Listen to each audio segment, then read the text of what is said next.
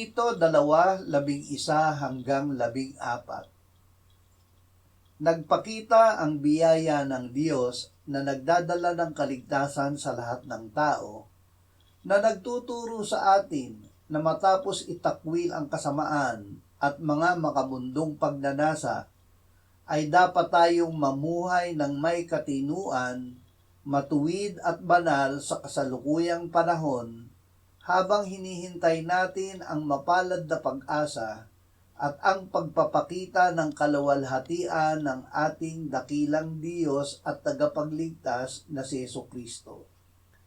Siya ang nagbigay ng kanyang sarili alang-alang sa atin upang tayo'y matubos niya sa lahat ng mga kasamaan at pakalinisin para sa kanyang sarili ang sambayan ng pag-aari niya na masigasig sa mabubuting gawa. Si Jesus ang biyaya ng Diyos.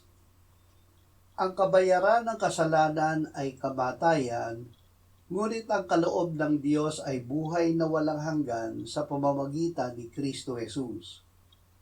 Si Jesus ang biyaya ng Diyos dahil siya ang namatay kahalili natin bilang kabayaran sa kasalanan ng sanlibutan. Siya ay muling binuhay upang tayo ay mapawalang sala.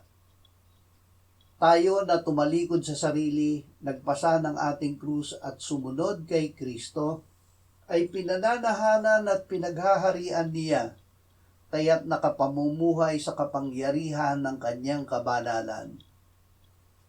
Dahil sa pag-ibig sa atin, ibinigay ni Kristo ang kanyang sarili para sa atin, at tayo ay kanyang ginawang banal, nilinis ng kanyang salita upang iharap sa kanyang sarili na manignig na iglesia, walang mantsa o kulubot o anumang dungis, kundi banal at walang kapintasan.